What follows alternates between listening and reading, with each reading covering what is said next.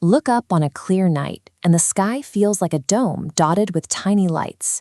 But what actually exists out there in that massive expanse of dark space?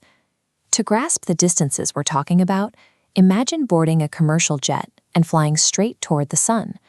Even moving at a continuous cruising speed, that single flight would take roughly 17 years.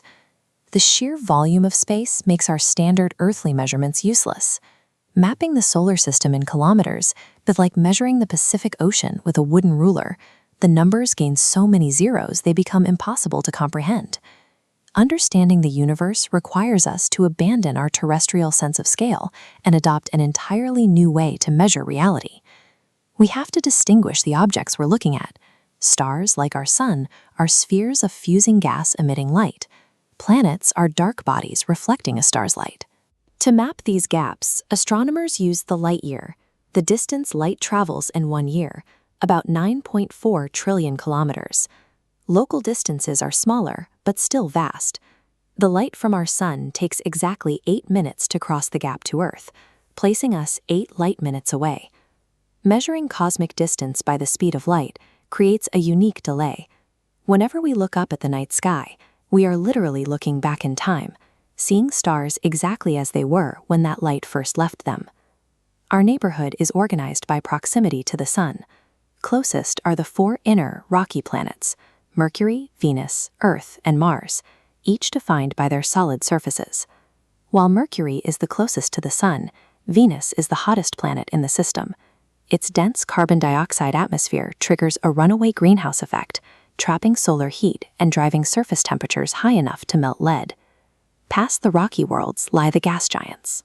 Jupiter is a colossal sphere, mostly made of hydrogen and helium, so immense it could fit 1,300 Earths inside it. Its atmosphere is defined by the Great Red Spot, a swirling, high-pressure storm larger than our entire planet. Next is Saturn, famous for its elaborate ring system. These rings are composed of countless individual particles of ice and rocky dust, ranging from sand grains to mountains, all held in a delicate orbital dance. At the frigid outer edges, we find the ice giants, Uranus, which spins on its side, and deep blue Neptune, a world battered by supersonic winds. A planet's identity, whether it is a barren rock, a pressurized greenhouse, or a massive ball of gas, is dictated entirely by its proximity to the sun and its atmospheric composition. For millennia, humans mapped the sky by grouping the brightest background stars into constellations. Before modern tools, sailors and travelers relied on these fixed patterns to navigate the globe. The most critical tool for northern navigation is Polaris, the North Star. While other stars sweep across the sky as the Earth turns, Polaris appears to stand perfectly still because Earth's axis of rotation aligns perfectly with it. The space between Mars and Jupiter is filled with the asteroid belt, a debris field of rocky fragments and minor planets that never managed to pull together into a single world. These rocky fragments are classified by their location: a meteoroid while drifting in space, a meteor when it burns up in our atmosphere as a streak of light, and a meteorite if it survives to impact the ground. We also share the system with comets, icy snowballs of rock and dust.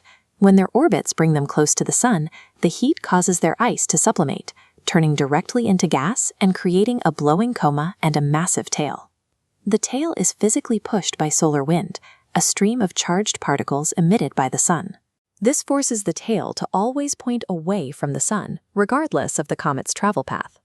Our solar system is a dynamic environment, heavily populated by the chaotic, moving remnants of planetary formation. Beyond the edge of our system, we merge into a much larger structure, a galaxy. This gravity-bound collection of billions of stars and dust forms massive patterns, like the spiral arms of our own Milky Way. The Milky Way is just one of billions of galaxies scattered throughout the observable universe.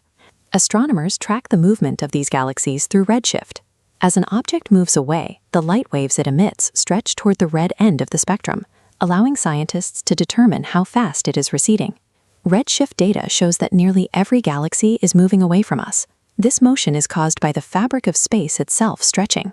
Like raisins in a rising loaf of bread, The expansion of the spatial grid forces everything anchored within it further apart. The universe is an active, expanding entity, constantly evolving on a scale we are only just beginning to measure. Our perspective on Earth is grounded by the Moon, a barren, cratered rock that dictates our ocean tides. Today, it shares its orbital space with our own engineered technology. Artificial satellites now power GPS navigation, track global weather patterns, and bounce communication signals to connect the globe. Reaching orbit requires massive industrial effort.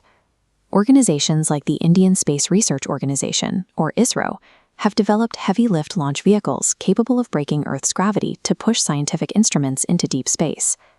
ISRO demonstrated this capability with the historic Chandrayaan-3 mission. By landing the Vikram lander in the unexplored and rugged terrain of the Moon's south pole, scientists were able to successfully search the lunar soil for vital water molecules. Human curiosity and engineering have transformed us into active participants in the cosmos, reaching out into the beyond.